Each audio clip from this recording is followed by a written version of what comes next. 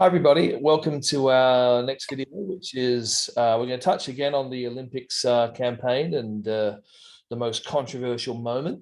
And we're going to discuss today, in light of that, the rules of WKF karate and sport karate, and talk a little bit about their evolution. And then we're going to hear from our guest, Sensei Antonio Oliver, from his thoughts about the rules on karate, not live, but some sections we're going to play and we're going to discuss. And with us today, we have Sensei Declan. Hey. We have Sensei Trevor. And we have the esteemed Kiyoshi Lizmala. Greetings. And I'm Shihan Liam. Hello.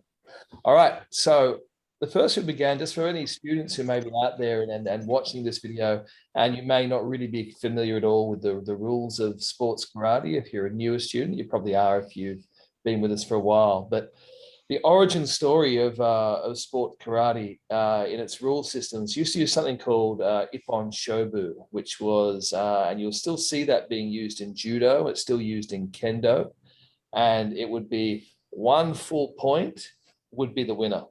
And so if you did a fantastic punch or a fantastic kick, then Ippon would be awarded and fight would be ended. So you'd have two people standing here, and finally one would go bang, this great moment.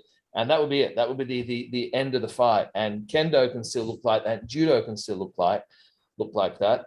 And then they also have 2 half points otherwise to make up that full points called wazari. So you could score 2 half points. So punch or something that may be so-so, the referee is good enough to score. And if you've got 2 of those so-so punches, you would also win the fight. Now, why this evolved inside karate and why it's there in kendo and why it's there in judo, the idea really was that this moment of engagement, that it was self-defense, and we were now taken into this competition moment, and the first person to successfully engage with their opponent would be deemed the winner of the bout. Now, in karate, it was also brought in the idea that the technique had to have the six criteria for success was later brought in, but really right from the beginning, they expected very good karate. That meant good timing, good form, very powerful technique that really had the capacity to knock someone out. So, when I'm kickboxing someone or doing that, you take a lot of blows that aren't really going to do too much damage, or they're not going to knock you out. The idea of karate is no regard or respect for anything that couldn't knock you out, but full regard and respect only for that technique delivered just at that right time. Now, that might seem a bit strange to some people, and it is. It has some problems about that because a lot of things will be ignored and let go. But the idea was to encourage the precise moment. And that comes from the self-defense origins of really going that when you really land a fantastic decisive blow, this is what decides a fight.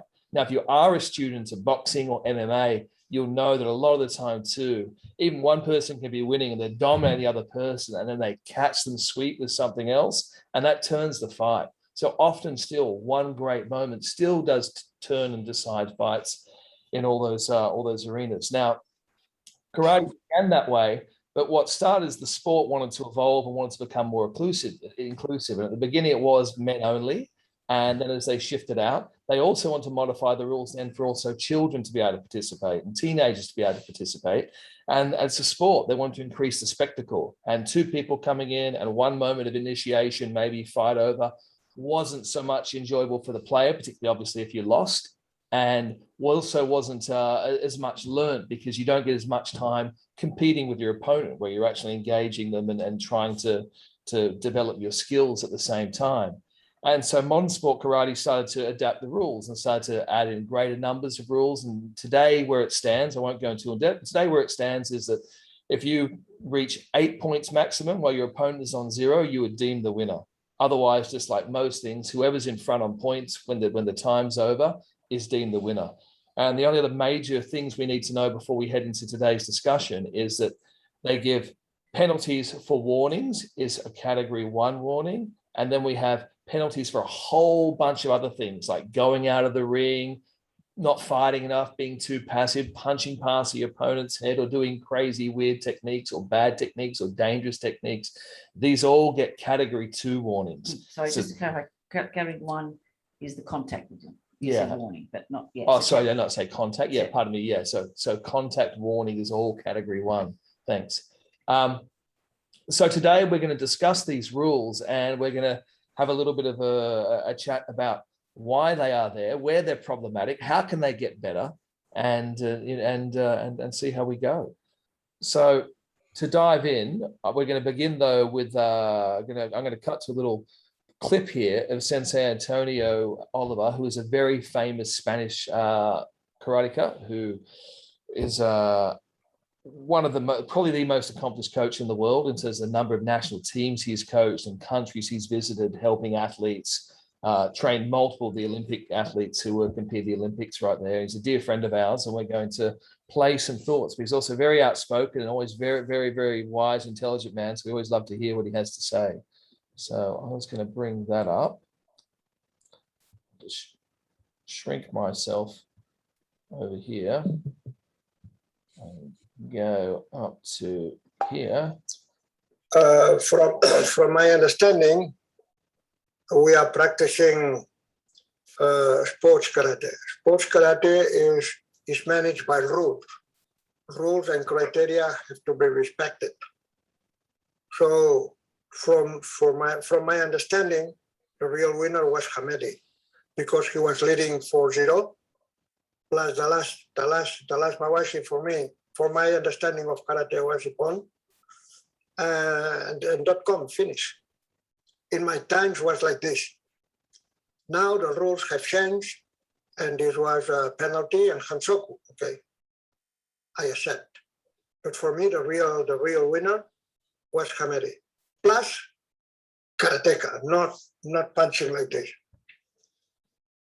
Good punch, good kicks, down, no dirty work, correct distance, forma. As you probably know, I have some connection with the World Karate Federation, and okay. All right. So everybody, let's jump in. Trev, what do you have any thoughts? Well, just on him talking about the fight, or just sort of his acceptance of the result and well, anything you like to say. Yeah, I mean that's a key point right there, is that I don't know about you guys, but I haven't heard anybody who disagrees with that position in sports karate. No. You know, there's been a bit of stuff online and people reading and going, oh, karate people have to, la la la. Karate people are united in thinking that should have been a victory for Greg, right? So I mean, it's not controversial amongst the karate world. We're all completely on the same page. And from the high level referees and the people we've spoken to as well, and then you got international coaches like Antonio Oliva, everybody is on the same page. Is that should have been Ippon and gone that way. So for me, the way I categorize that is it's a mistake. It's a refereeing. It's an error in that moment. And every sport I've ever watched has mistakes. I've watched giant football finals and there's a mistake and tens of thousands, millions of people are screaming blue murder about, but that's not all of football. It's a mistake that's made at that moment. And that's the way I see this, honestly. Well, wasn't all of karate. There was lots of good decisions made. But in that moment, I think it was a blunder.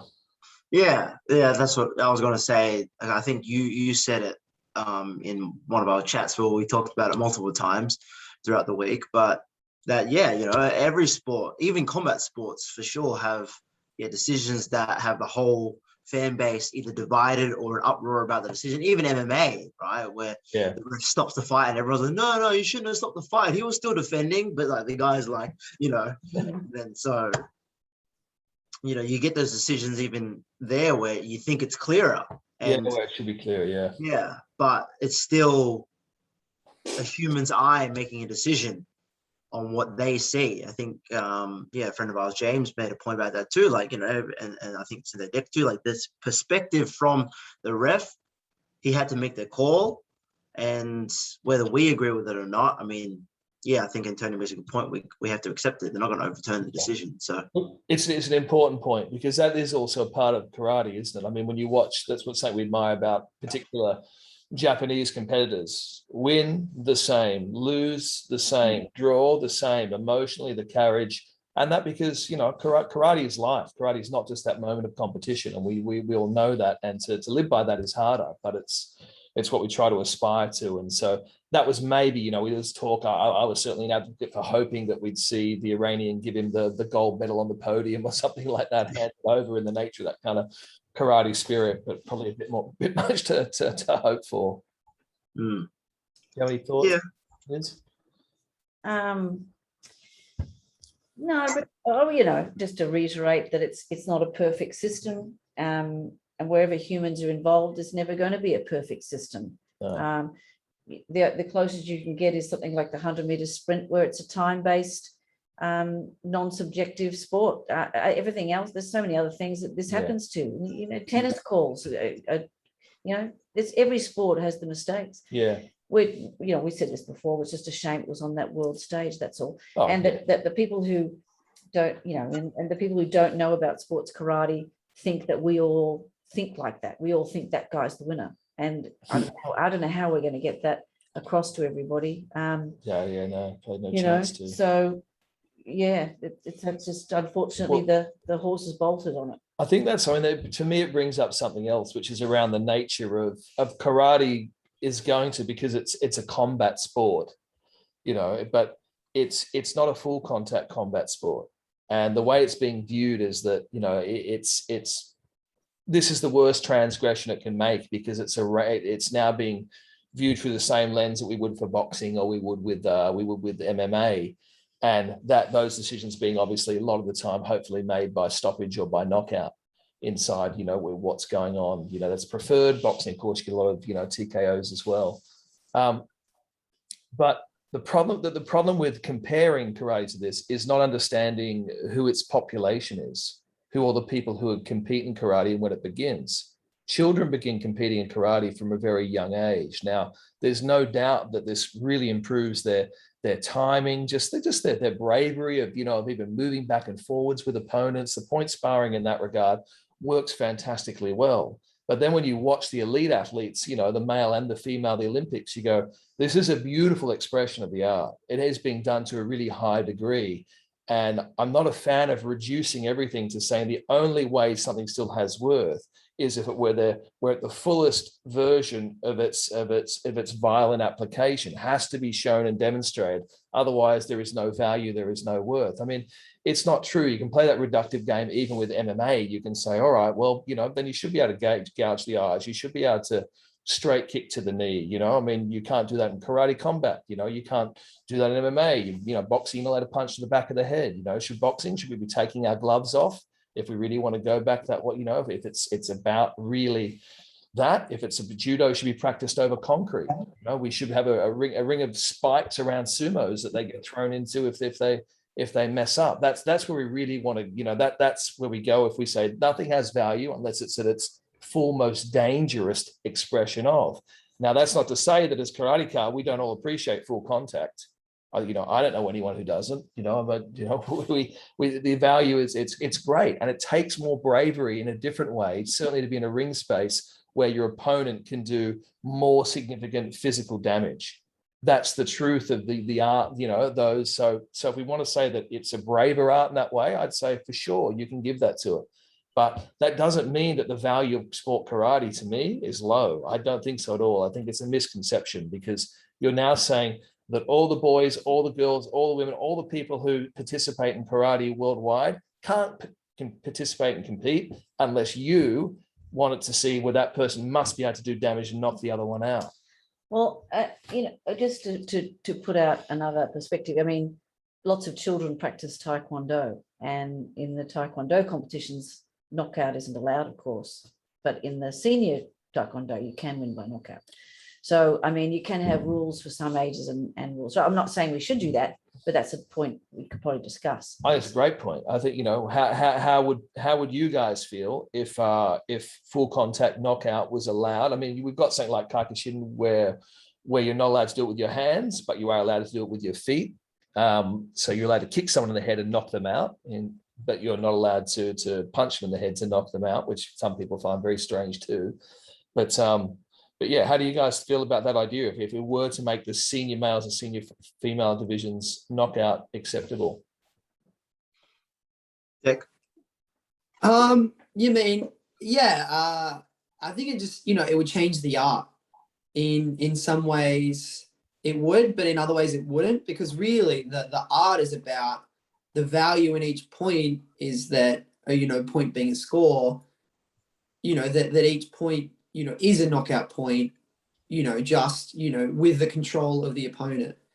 And so I think in some ways it wouldn't change the fighting in that it would be the same, but it would change the art, and the part of the art is about, the lack of the need to knock out. I feel like true karateka, a true master, as they say, doesn't feel the need to prove themselves by knocking someone out or by starting fights on the street just to prove that, hey, I know how to fight. And I think by adding that knockout element, it does remove that tradition that, we don't need to prove ourselves by knocking someone out. We know our ability regardless, but I don't think it would change the fighting. If that makes sense. Yeah, it does. I mean, I'm probably not as pessimistic as you. Like I would hope that you could certainly still have the knockout aspect within there, and that it doesn't mean that you're approaching mentally or emotionally your position a different way. I don't think that has to be synonymous. I don't understand what you're saying though, because we've evolved that way, and so the two are so linked that hard to separate. It's hard to imagine a tournament that we're so used to. I mean, I was competing in the 80s, and we coach you guys now. And I don't know how Taekwondo works, so I'm ignorant of it. I just knew that those rules are there. But there are so many times in tournaments for karate that we do accidentally hit our opponents too hard, and we do knock them out. And sometimes we get disqualified, and sometimes they're disqualified because they've contributed to their injury. But a lot of the time we don't knock them out, but we do knock them hard. So if we're in karate tournaments, we're expected to fight maybe 6 fights to the final. In the World Championships can be 8 fights to the final. What would happen in those fights? So what we're saying is we are either going to score a lot of points, or if I knock you out, I win. So I'm actually going to try and knock you out. Right. Yeah. I'm going to attempt to knock you out. Now, how many kicks and punches will I actually throw that will damage someone so they can't continue, but won't knock them out? That would be quite a lot. Yeah. I mean, personally, I've done that a few times when I was competing. So what do you do with match after match when you have strong martial artists that kick hard enough that person couldn't continue, because it would be irresponsible to continue. Well, this is why, right? This is why, if you're a soccer player or you're a hockey player, I mean, you can't just bludgeon someone with your stick, and you can't just, slide tackle and break someone's leg to take them out. It will stop that player. It is an effective tactic in the thing, but it means that player can't continue on in the competition. And so the team has to play by the rules if it wants to progress, to be able to go through and have more matches and more bouts. And not only can they not fight that day, they won't be able to fight that next week. So, our boys, our son plays rugby. If you get concussed in your rugby game, you're out for, you can't go back next week and play, or then the week after. You have to get certified to be able to go back. It was excuse me saying we had kickboxer fighters, training out of our school. They after one, if it was a good fight, serious fight, what people would say was a good fight, it would take a long time to recover. Yeah. So the MMA guys who want to say, well, it's not real because you can't. Well, but they don't fight the same amount of fights that you guys fight. They don't fight every weekend or every second weekend. They set up their fights, and then how long do they have off? Weeks, months, right? Yeah, months of preparation for one fight. It's very different. So we have 64 competitors at the World Championships in the men's heavyweights, and half of them are concussed because we've been trying to knock them out. They can't fight again in 2 weeks' time. They can't fight again they can't fight for third place repechage. They can't fight in the teams. Yeah. So I just, and I don't know how Taekwondo does that, how they can do that, but I wonder how good they are at knocking them out. It's not common, right? It's not that common to get knockouts. Like, it's in the rules that you can. You don't get disqualified for knocking them out with a kick to the head, but it's not common, is it? No, it's not common. No, you win you win if you knock them out. Yeah, but I don't know. I don't think it's common. What happened to the Italian guy in the 67s? Did the other guy get the point for that punch that concussed him? Yes. Yeah. So, I mean, of course, people will focus on such a big moment like the gold medal match and heavyweights and blah, blah, blah. And of course, on the negative thing, they'll focus on more. But yeah, you know, in that lightweight men's division, the Italian guy got concussed with a punch. They said point. He Yeah. got kicked after anyway. Yeah, Yeah. because he So, was you know, getting- where's the people saying, but, you know, I guess it's kind of also legit because this guy got concussed. yeah, And like you say, like, at the point he can't continue. That's his Olympic yeah, sort of, you know, and he was under 60s champion, wasn't he? yeah. Italian was very First fight, Yeah. concussion Well, I mean, from look, a good the thing is- punch. Hey, look, even MMA, you know, you get someone in an armbar, we expect them to tap out and you stop. You get them in a choke and you're choking them. The referee at a certain point jumps in and stops it. When you start beating when the person's on the ground, you know, and they're there, the referee jumps in and they stop it. They're all adjudications, you know, at a point where you're saying, you know, no more damage needs to be done. Like we know who the winner is here. It's clear. You're still making those judgment calls. Karate just places it in a bit of a different, you know, in an earlier place with a higher expectation on that control, which I don't think it's wrong. I think it's different. I think it's got a lot of really great things, like you just pointed out, all those different things that you can get from competition format that you can't get from the competition format. And then you have the widening and the opening up to all those practitioners, which I'll pivot over to Antonio again now, and he's got a little bit to say about that. So I think it's probably a good time to jump in.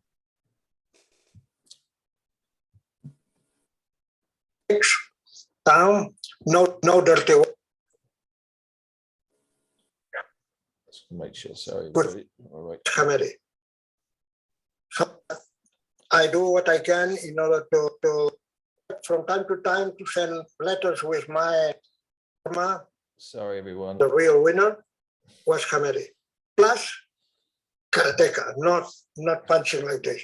Okay, coming up now. Good punch, good kicks, down, no dirty work, correct distance, forma. As you probably know, I have some connection with the World Karate Federation, and I like from time to time to send letters with my notes. Sometimes they use, sometimes not. But I do what I can in order to send this. What I have in my mind, vale? This doesn't mean that I am not a prophet. I am not a prophet, and I would like not to be a prophet, but what I like.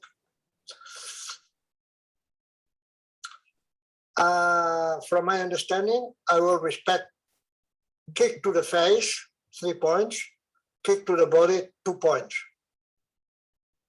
Punch to the head, 1 point, and I will change. Punch to the body, 2 points. Because now no importance. No people now give much value to the punch to the body. No, a good punch to the body. Why? Because of difficulties. Punching the head is natural because same side. But punch to the body is more difficult. Why we give 3 points to the Jordan kick? Because more difficult. What we are talking about? Efficiency in the match or difficulty? If we talk about difficulty, I will propose 2 points to the body, okay? Okay. All right. And anyone got some thoughts? Wow. I just think anything that complicates rules I love Antonio, but it could even, simplification for me is where we should go. I don't know if that makes it more complicated or not. It definitely does add that extra level of, already we've got, why is a kick to the body 2 points, but a kick to the head 3? And then if you sweep them, it's 3. So if you punch them when they're lying down, you get 3. There's already that level of variety, which, is confusing enough for beginners and people who don't, watch it much, and then they're trying to watch it and be engaged. So I think, like you said, simplicity opens up engagement to more people. But at the same time, I understand, trying to incentivize, whether incentivize the tradition, the Yakuzuki was traditional, and adding that point for difficulty, is a valid argument. Trev? Yeah, I don't know. I'm not sure still how I feel about that, whether, because I understand his point about it, you know, it's generally harder, or at least it's easier for the receiving end to protect the body against a punch. Yeah. So it is more difficult to hit the punch. So I understand that part, but yeah, I'm not entirely sure. And you know, like sometimes they've brought in rules. And they've taken it From out. my understanding, Sorry. So my understanding is that yeah, like you said, you know, it's too hard to be a prophet about whether it will be a good thing or a bad thing, because you know, it might change the game up a little bit to sort of add different value to or priorities what athletes will look for, whether they're good or bad. I don't know, and I think it'd be hard to really guess at without really seeing it in action. Yeah, no, I agree with what you got, everyone's thoughts, I think. All right, I'll play the next clip. Well, he has to say, hopefully I've got it queued up okay. take down, no grab at all, or absolute grab. You can do what you want, or no grabbing. Just taking down with the legs without grabbing. Not only half, only a little bit. Maybe if you do this, but you don't do that, not clear. Yeah, this is, I hate these grabbing and non-grabbing rules. I mean, I think they're all complex, and I think Yeah, it's very, dangerous. very complicated. I don't like the one hand only. It's ridiculous. Yeah, Hate well, it's Yeah, or for one, I think it's so hit and miss about whether they really, you know, there's plenty of clips of people getting taken down with two, Yeah. and they'll ping people for using two. So that it's hard to, and again, because it's just based on what the judges see, right? If they don't actually see the second hand, they miss it. They'll go, oh yeah, sweet. That's right. Well, So it's so hard to police. And, you know, they're still allowing these throws, but you have to now adapt them to one hand. So it's kind of like just hamstringing your ability to do something. It's almost like saying, yeah, you can punch, but only Kizami. Yeah, I know. It takes Yeah. away your ability to be able to do it. You Um, know, certain throws you just don't see anymore. Like when the two-handed grab throw was, the hip throws were, you know, in there and stuff like that. And you know, whether that should be in karate, which is mostly a striking thing. Oh, but you go back to the Bibishi, there's lots of throws. Exactly. Lots of Exactly. two-handed throws and hip throw. I mean, that's all there. oh, And yeah. for those who don't know what I'm talking about, the Bibishi is really the only historical literature that we have still Karate Bible. recorded. Hey, Karate Bible. Karate Bible. they call it the Karate Bible. So you guys, you can have a look, get the Bibishi online. Well, It is, yeah. the reason they brought that one-handed throw in, Yeah. you know, was for the Olympics. It was, you know, in light of getting into the Olympics, was that karate has to, it started to look too much like judo. Basically, it was competition for judo in a way that the judoka did not want it to be, and that's what I've heard. And so they went, right, we have to make a distinction here. We have to make a separation. Karate is karate, so we don't look like the judo if it's going to be in the Olympics. So you guys better sort that out. So they went to the one-handed grab rule. Well, you know, I mean, it's a shame. You had someone like Agaev who was a takedown specialist, and it was fantastic to see. And it makes it a more complete fighting art. It's more realistic. Now we have them moving into, where fighters moving into short range, doing Silly ineffective, stupid clinches that don't work, trying to take down with one hand, which doesn't work. It's a ridiculous rule. In my opinion, it's got to go. But what happened with the two-handed rule? Yes, that it might have started to look a bit more like judo, but they weren't good at it. So apart from Agaev and a couple of other specialists, what ended up happening is just staying in clinches and doing and sort of wrestling, standing up. So the match was held up, the action was paused. The reason they had to change it was just to slow the sport down too. People weren't doing good throws. They couldn't throw. They didn't do it properly. But surely it's just, you can clear that up again with I just think the, so. you know, warnings about how long you're hanging on. exactly. Yeah. Specify the time length. And so, yeah, I mean, we expect, you know, the same way, once you, if everyone doesn't know, once you initiate a takedown, you only have 1 second with you. It must be continuous is the idea to your finishing technique. If it's not continuous, the takedown is not deemed as successful, or the scoring is not deemed as successful in karate. I don't see why the same principle couldn't be applied to grabbing. Yeah. That, you know, Yeah. if it's not within 1 to 2 seconds of that initial movement, if it's not clearly not continuous, done, penalized. Yeah. I guess what will happen though is you'll just keep getting penalised for grabbing. That can be what I don't know how you fix it. Well, that's an interesting one. I mean, Antonio's got some thoughts about that. In a second. Yeah. I think, yeah, with the grabbing, like if you make it 2 hands, well, one, the sweeps are probably going to look better because you see the best sweeps do look instant, Yeah, that's right. you know, and done by good people. But at the moment, they're only really, you know, when someone's kicking or when someone's moving. You saw a DaCosta sweep, you know, the leg read, like things like that, which do still look really good. Okay, great. And I think, like you said, if you make it, you know, it has to be continuous. From the moment you grab, has to be part of the action. If you grab and then hold, or you start the action, you have to either let go.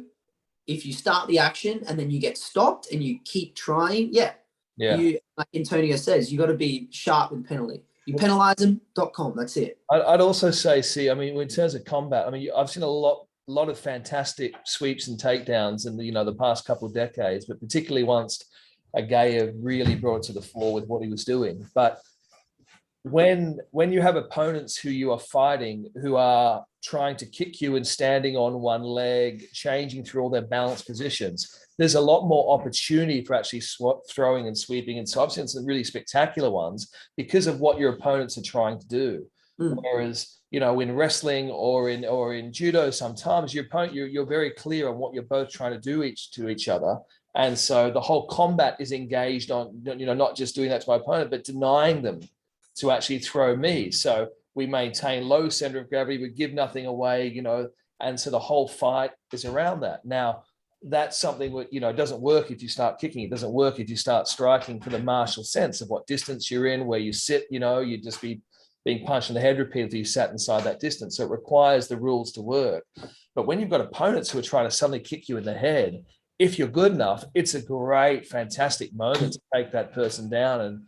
And you know, some of the best takedowns are when the person flies into a punch, and the speed of the timing that, you know, I see you guys use to, you know, actually to sweep that front leg and take that person out in the moment of their attack. I love that in karate. I think that's one of the best. Like it's when it looks really well-rounded as a fighting art to me. I don't know, but also with taking out grabbing though, is like it doesn't allow for clinching as defense, which is, you know, I think it's pretty natural. Of course it is. Reaction. So that's the hard thing. I mean, that's probably why they haven't penalized so harshly on it, and they tried to do that separate rule. But then, of course, athletes just get good at sort of, you know, skating that line of separating at the right time long enough, but still using the clinch. Because, I mean, if you are too harsh on it, then it'll force athletes to always move back through that impact zone, like in and then out, instead of being able to try to hide in that clinch area and then cleverly break line or whatever.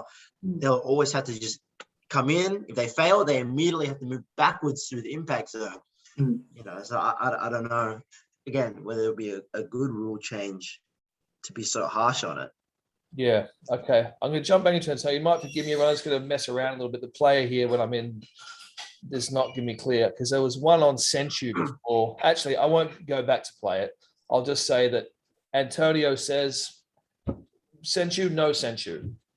Forget Senchu. You should explain what Senchu is. Oh yeah, righto. Okay. Well, you explain what Senchu is, and I'll try to find him saying it then. So for those who don't know, there's a rule pretty recently, I suppose last couple of years, called Senchu, where the person to score the first clear, unobstructed, uncontested point gets an advantage. So if I run in and score and the other person has no response, no kick, no punch and response, then I get a point plus this thing called Senchu, which basically gives me advantage. So for you to catch up with me, you have to score 2 points to catch up. So if at the end of the fight is 2 each, but I have Senchu, that little advantage, then I win the fight.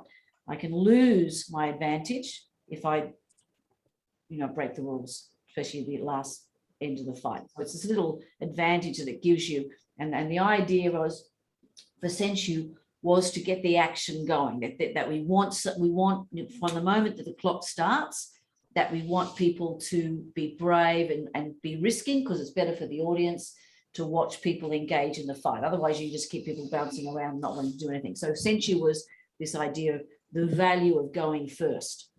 So, All right, Um, I'll see if I can. I'll see if. Some connection with the World Karate Federation, not to be a prophet. Not to be a prophet. No sensu. Here we go. Okay.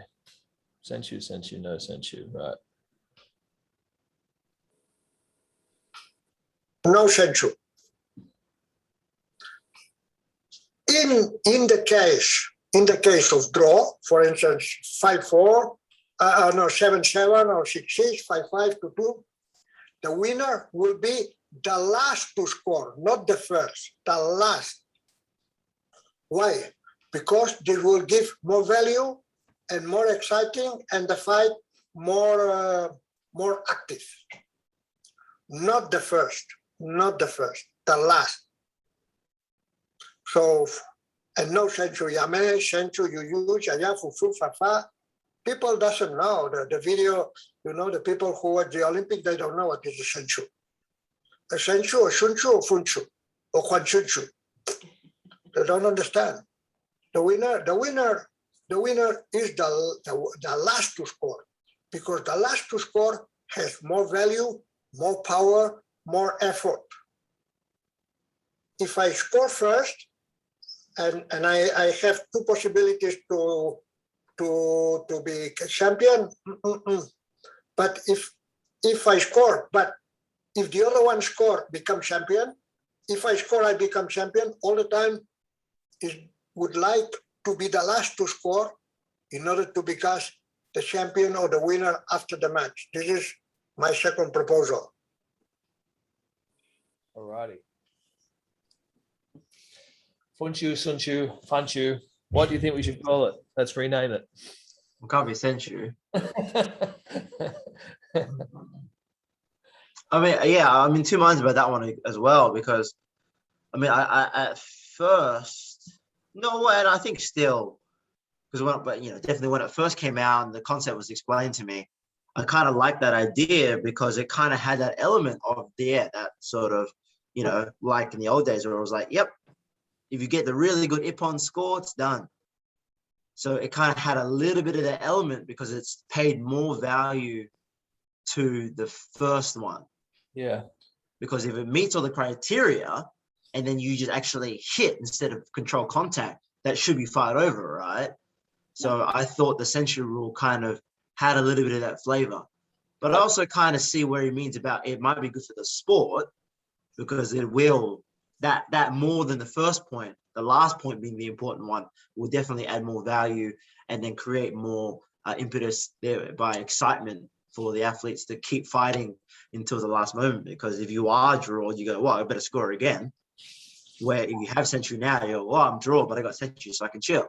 yeah. Well, the other thing about that advantage given at the start, like we said, 90% of the time, sensu is disappearing from bouts. It's certainly Well, at the that high level Olympics. it is. Yeah. So, but I think it's, I always wonder with the sensu at the beginning, was it also to incentivize you to go first to try to get over passivity in the early stages of a bout? But because it's got so much value to it and you don't want to give sensu to your opponent, it's arguably having the opposite effect. Yeah, for sure. Yeah, I mean, if we're fighting with swords and it's more deadly, I'm probably less likely to attack recklessly, right? Yeah. Well, this is a good point. I mean, this is where, with point fighting and karate, that's where the stakes are like that. It actually sometimes looks more like fencing. It looks more like when knife fighting, when the danger is very high. And I'm pretty convinced that if in an MMA fight, after I downed my opponent, I was allowed to beat them to death. If I was allowed to kill them with what they're doing, then it would be the two opponents would be much more hesitant about the moments of engagement in combat too. It's just natural. If you're allowed to kill the other, it changes. And anyway, you still know you're not allowed to kill the other. So there is still a protection. Yeah. There is still someone who's going to jump in and go, yame, and stop them from just, pounding you to death on the ground. And what wimps? It's not real combat. Yeah. Yeah. All right. Well, that's our sensu thoughts. Okay. We'll move on. Well, I don't know how, I always like to think what things look like in practicality, you know what I mean? And I just have this idea, this little S, it's at the end of the match and we're going, Oh, he got the last one. Oh, he Going got the last one. Oh, everywhere. he Yeah, got I the last know. one. So Yeah. it's going to be, oh, hang on, no, that was both together. So that little less got to go. It's just still complicated. Yeah. Yeah. Well, but I mean, his idea is it's only in play in the case of a draw. Yes, yes. So yes. if you're ahead in points, even by one, Done, it yeah. doesn't really come into play. The No, match that's is one. the same. So it's Where table official practicality. Yeah. Yeah. where now and I wanted, if I got to make a suggestion to the commentator, like it's probably better explain Central as half a point. He sometimes said it was like an Yeah, extra, that's why I see it. Yeah. it's No. not quite a whole full point. It's No. just like Yeah. I think it was maybe you, Liam. Advantage. Yeah, I It's used like to the use that tennis word. advantage. I call it a half point. I do. Yeah. And like the Well, I tennis think that's a better explanation of it. It's more like a half point because it doesn't put you a full point ahead, because if the other one gets a full point ahead, they're ahead. They're ahead. Yeah. That's right. So Exactly. And on that tennis advantage, I think even just calling it something like advantage, you Yeah. know, like say it's 2-1 Karate. We use Japanese. or advantage in Japanese then. But it's 2-1 and then the person on 1 point scores, you know, they just get like a little symbol for advantage. Yeah. You know, in Japanese, obviously. Like that, I think that would be easy to follow. You hear the commentator go, okay, they scored the last points, they've got that advantage. Yeah, And as soon as someone scores again, it disappears because there's no advantage to anyone. yeah. Yeah. Okay. All right. Good thoughts. We'll hit play again. Penalties, Muwabi, Kukiking, Fushishi, Nawashi, Tutuchi, Nanyachi, Yuyuchi. No. One penalty, two penalties, three penalties, out. Finish. All together. All the penalties together. Not penalty level 1, penalty level 2, penalty level 7, penalty level 6, penalty maybe, I don't know, but I see, but I don't know. But if I listen to that, you know, it looks like a class of traffic light. No. Penalty, boom, direct. But penalty with impact can be penalty of 1 point, of 2 points, 3 points, or directly out. Depends on how strong, how powerful.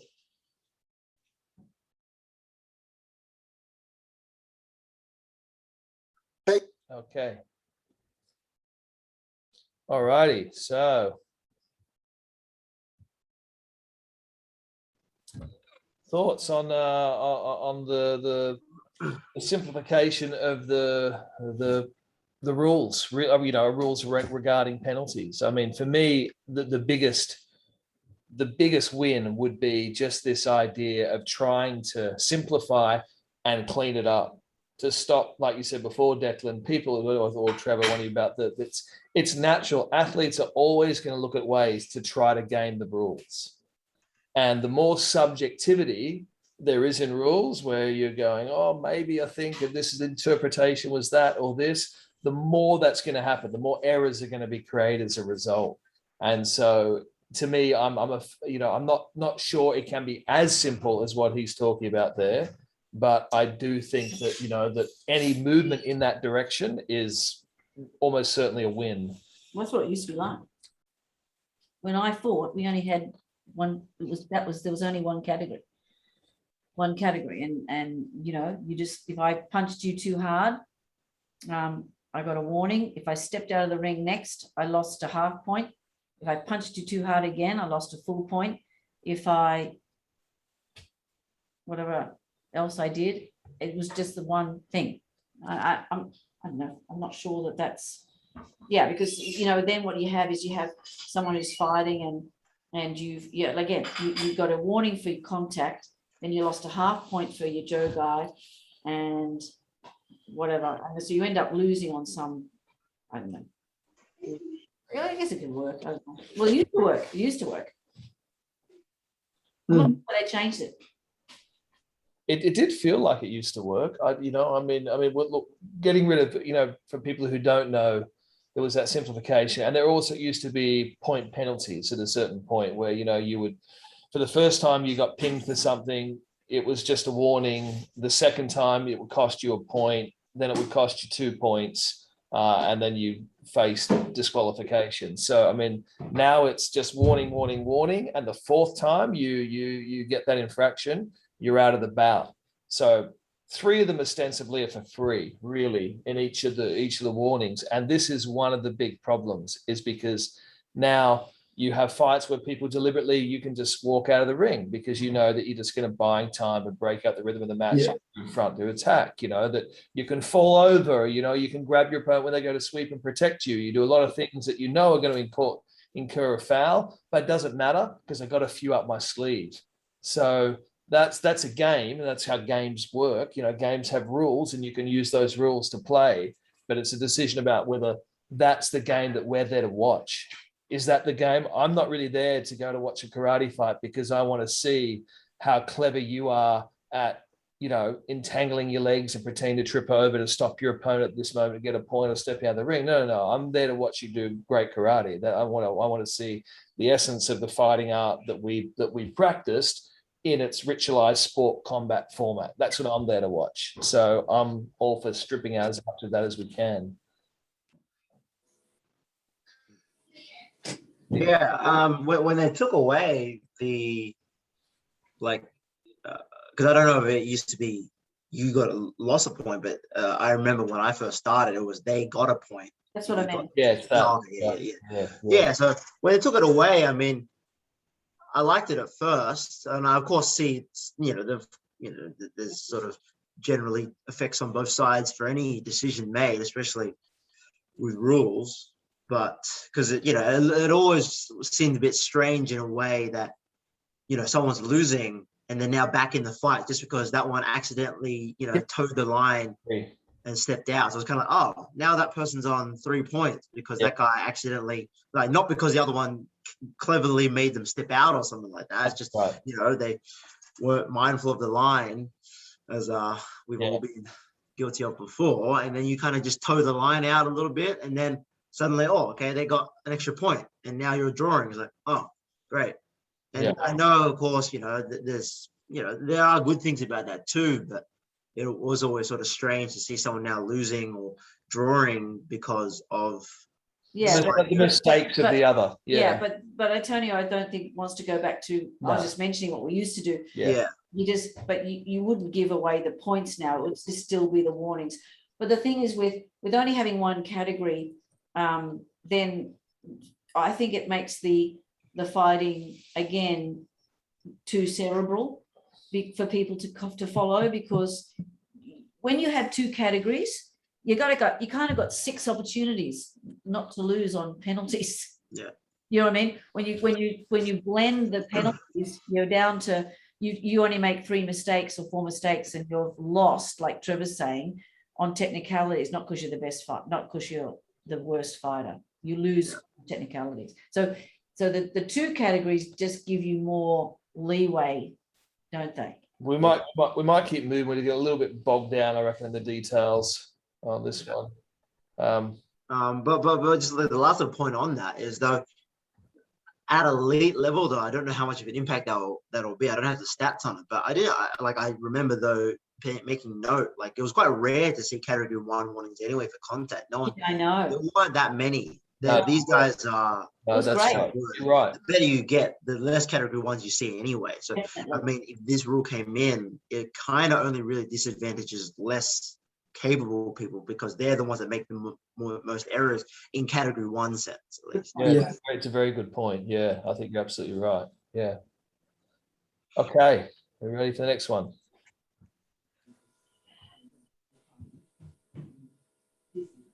Down, no grab at all, or absolute grab. Sorry, because I had to go back. You can do what you want, or no grabbing. No grabbing. No grabbing. That's 1 hand, 2 hands, 3 hands. Funchu, shunchu. I don't know. It's a hot potato to be. Okay, hot potato. Sorry, everybody. Or both. I can't cue this in my little video. Do what you want, or no grabbing. Just taking down with the legs without grabbing. Not Sorry, only half, only a little bit. Second. Maybe if you do this, but you don't do that, not clear. Here we go. And a little bit juicing the situation of the Olympic Games. look what to do with the contact. For instance, many people sing, many people do not understand. If I kick and take down the other one and the other one is in the floor, how he can be the winner? Maybe the loser both, but not the winner, the other one, because he has lost. It's evident. I don't know. It's not my question. My wife was here watching the match. Sometimes come friends and we watch. What do you think? People know karate. Why this in the floor is winner? Why? This is the first question. In box, you do knockdown, or it's not a sports knockdown and winner. I don't know. It's a hot potato to be. Hot potato. Who wants the hot potato? I mean, of course, that's everyone's point, right? And it is fair that, yeah, people who don't understand the sport and the rules and things like that, because, you know, we regularly have to, you know, when we start to get a whole bunch of newbies into our competition squad, we have to, you know, every now and then have that session where we go back through the rules, because it's important to make sure everyone just make sure you all know the rules, you kids. That's important to do. Yeah. So of course, but at the same time, like, I don't know all the rules of judo, and when I watch judo, I get the general gist, and you know, I know a little bit about it and stuff like that, but I know the general gist. But I remember watching it and going, wait, why did that guy get the point? He fell on his face, but he made the other guy fall. He landed on his face. The other guy actually looked like, you know, he took his back. Like, if this was a jiu-jitsu match and you did that takedown, that guy would have just taken your back straight away. But he got the ippon point because he did the throw, even though the throw landed him on his own face. He got the point. And I was like, what? That doesn't make sense. Like, I get it, but it doesn't make sense to me, martially, because I did a throw that resulted in me face planting and him on my back. Like, he went back and then rolled onto the side. Yeah. But the other guy got the point. So, I mean, I think you'll get that with lots of things where the rules are complicated. Like, I mean, yeah, like Liz was saying before, like, okay, it was 100-meter dash. Okay, you don't really, I don't get it. He crossed the line first. So why did he get the gold? Like, you don't get those confusions in running. But anything with complicated rules. Yeah. Right. I think. Yeah. Again, it comes down to that thing, does it, where we go, wherever we can simplify, it's great. But obviously there's a bunch of rules required to still, you know, govern the gameplay. You can't just, and that's, I mean, even with MMA or boxing, you can't pretend they don't have a bunch of rules in there that are designed to protect people from receiving, you know, what they deem as too much harm. So everyone's trying to minimize harm to some degree. Karate's just a different harm minimization kind of position, and we're just sort of the knockdown one. But I think also something that I think they were talking about too was that when people kick, and particularly Taekwondo is very bad for this, when people fall over and get points. Now, in karate, I'll just define that it's supposed to be that when sometimes we see someone kick and then the other person takes them down, and you're going, like he said, this person's on the ground. How can they be in the winner here? Well, the idea is that the kick, the first point, if done with full power, would have prevented the opponent from being able to successfully counter on you or to successfully knock you out, you know, successfully take you down afterwards. Whereas if you kick and the opponent does nothing to impede your recovery and you fall over of your own volition, then by current ruling within World Karate Federation, this should not be a score. So this is what's supposed to be. Again, it can be a little bit of a gray line at times and confusing for people when it's not a knockout kick, when that kick is being touched and controlled and you don't see it. Like in some cases, it's much clearer what happens with, you know, with Hamedi, because if the kick is a little bit uncontrolled, like he's got it wrong by an inch, which is what people have to understand. The timing, the distance of play, everything else, unbelievably precise. It's just an inch off. And having watched so many competition karate tournaments over the years, this is true of karate. happens all the time. When people, you get it wrong by an inch or two, and it's the difference between a broken nose and a medic and a knockout, whether it's a kick or a punch. And this is part of the art. And so people think that it's, that it lacks power. It doesn't lack power. It's got a lot of precision on top of it. But those rules can be gained. People start punching with their hands open. They don't even close their fists. They try to game those kind of rules. So yeah, it's almost the same question again, isn't it? We're back to the it's the same knockout question. Yeah. I think something, that to simplify it, talking about simplifying the rules and what do they all mean, is like with Mabobi that, if you think about it, right, if I punch someone. Sorry, pause 1 second. Mabobi, everyone, is when you do something to endanger yourself. So you haven't defended yourself properly in an engagement. And so even though you may get hit too hard, it's deemed as the other person's fault. They haven't been, sorry, if you get hit too hard, it's not deemed as their fault because you were rushing in, you weren't protecting yourself, you were being reckless, so your hands were down. So karate penalizes you for that. It says, no, this is self-defense art. You have to have good form, good practice. If you do that, no, this is your fault. You brought this on yourself. Sorry, Dad, keep going. But yeah, like when you think about it, right, if I had hit you and it would have been a great point, would have been a score, but you ran into it and got injured. And I don't know how well this would work, but a way to simplify that is, okay, right, I get the point. It was a great point, and it's their fault they got injured. They don't get penalized, except they're hurt now. I get the point. Like, it is simpler. Yeah. And like when you look at Tarek Mehdi, like you would have looked and gone, okay, well, he slipped into it. The kick was great. If the other guy hadn't moved, he obviously wasn't watching. Maybe it was an accident. Sometimes you accidentally move into it. But, I think that'd be fairer. Yeah, I mean, it would be a fairer, it's not a penalty. And it might be, okay, yeah, it was a great 3-point kick. Okay, he can't continue now. Well, it wasn't really his fault. He wasn't blocking, he wasn't defending himself. And I think the real gray area would be if I stand there and I don't block and I still get hit too hard, whose fault is it? I think that's the only gray area in that. I think so too, yeah. See, I going back to some of the history deck that you brought about the culture of karate, and I know that this is where it becomes difficult when sport and culture collide, right? So, was designed originally, of course, not as sport. It was self-defense. So defense plays a really important role if you want to keep some kind of karate culture in the sport. Defense.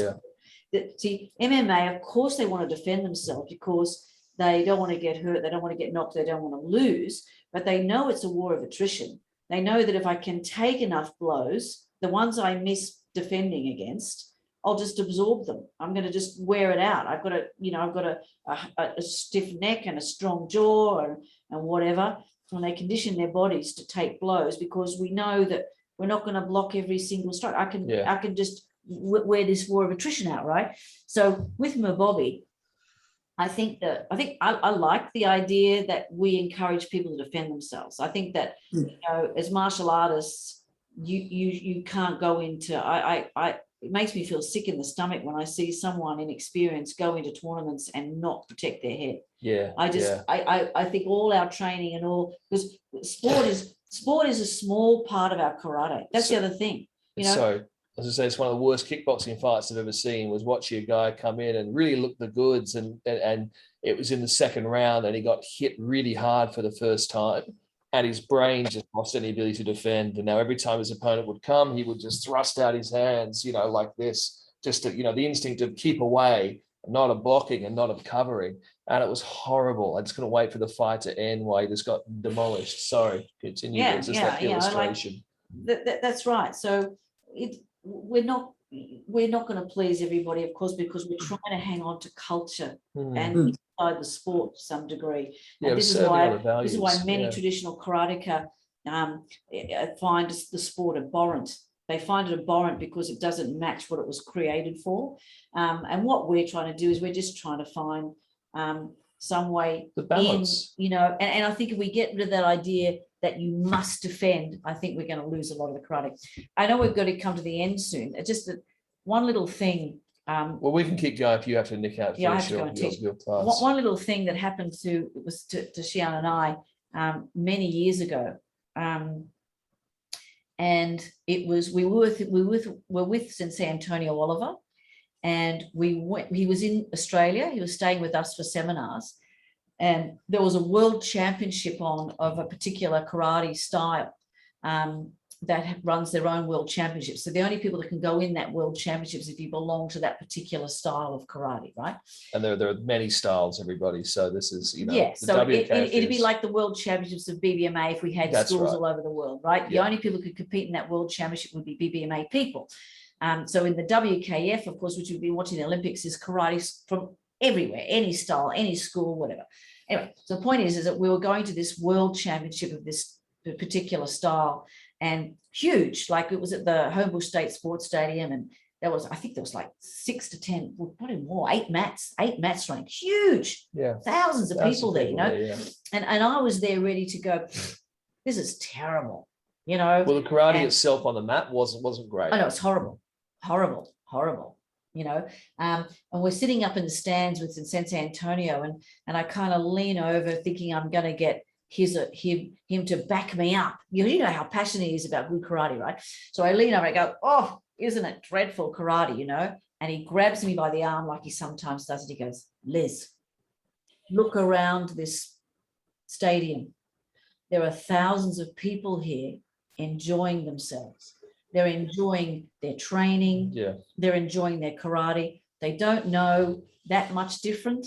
We They enjoy their sport. said karate fighting, karate combat, maybe not so good, but karate spirit, Yeah. excellent. So look, I mean, I still don't think I agree with that because but there's a spectrum of this, isn't there? There There's is a spectrum. Yeah, everything's a this. spectrum. This is why the black and white extremists. know? It's a silly point of And view. so the where whole- you sit on that spectrum, you think less of the person down here, yeah, you know, and that's so, right. and so I don't think we're ever going to be able to justify what we do. It's just that we've all got our little bubbles that we live in. Yeah, And the problem wasn't a problem. It's just that the Olympics was an opportunity for our bubble to be viewed. Yeah. And unfortunately, the focus has been taken away from the fantastic Yeah. under 67s, the fantastics women's, and it's all been focused on the heavy. So On that heavyweight. unfortunate. well, that framing though. I mean, the thing is that framing. It's just for me. You have to understand: is there a possibility that someone can begin in karate fighting? If Declan's fought for all these years, and you know, as a national team member, and then he wants to switch over to MMA, would he be better or worse for it? Yeah. Of course, he's going to be better for Yeah. it. Miles better for it. Now, are there some extra things he now has to step into? Is he stepping into a new world? Yeah, he is. Absolutely. Is the risk higher? Does, you know, all that? Of course it is. You know, so that's all real and true, but it doesn't invalidate No, the other. well, actually, I'd really like to stomp right now on this fallacy, right? That the uneducated of sports karate say, and that is that they have this idea that if you're a sports karateka and you're always pulling your punches, you can never defend yourself. No, it's rubbish. Right. Yeah. This is they've got no idea. They've got no idea because they haven't been in a dojo where we train. No, Right. no. So when we're training to hit, we train to hit, and we hit. When we have to hit, we hit. But it's like checkers and chess, right? Just because you play chess doesn't mean you can't play checkers because you don't know how the rules of checkers work, right? So I hate that. That's probably the thing that annoys me the most. I understand their confusion. What annoys me the most is the lack of intelligent, extrapolation that they don't use because they say, oh, well, if you only play sport karate, you can't hit anyone. It's rubbish. No, it's Anyone rubbish. wants to be hit by Declan or Trevor, welcome to the dojo. We'll let them hit you as hard as they can. Yeah, line up. Let's go. All right. Well, Liz, you might want to say goodbye on Yeah, I'm that gonna that go. wonderful rant. We'll bid Kiyoshi Liz goodbye. I'm gonna have to leave as well. Oh, you've got to leave too. All right then. Well, listen, maybe we'll pick up with a part 2 on the rules if there's enough interest there for it, or otherwise we'll change topic and we'll just draw a line under it now. But it's great conversation, everybody. I just want to say out there. Well, we didn't discuss cutter rules, and that's something I wouldn't mind talking about too. Okay. And also some of the detractors that I've heard about cutter in the Olympics as well. Yeah. Okay. You know, we can. Yeah, that'd be great. Yeah, no, I just wanted to just finish off on that note of saying that, I think it's really important that, that things are inclusive and it's for everybody. Mm. And we can't restrict our combat arts to only being with the people who want to be at that, that real serious cutting edge. I mean, you can be reductive that way in everything you do. Yeah. So it's what you're not allowed to compete in karate as we know it, unless you're good enough to be an Olympian, is that what we do? Or, and so karate or, any combat sport now is only for people who are really that mentally, emotionally, physically tough, that they're willing to get their cheek caved in and, and lose an eye when they fight, whenever they step in the ring, they know that's what's going to happen to them. That's such a loss to the human race and the human species, just because it's not living on that extreme edge. I love surfing. If it meant that I'm not allowed to be a surfer unless that I'm, that I'm going to be going out 30-foot pipe, that's it. I'm going to be willing to go out there and risk my life at ship sterns or a pipeline or Waimea Bay. Otherwise, surfing is not for me. Surfing's not real. It's that kind of black and white view of Some things. surfers Is would just, say that about you. some surfers would call me a pussy. That's right. Yeah. How dare you. Okay. On that note, say goodbye to everyone. Thanks everyone. See you, Great everybody. discussion. See you. Thanks. Yeah, See you guys. Bye. everyone.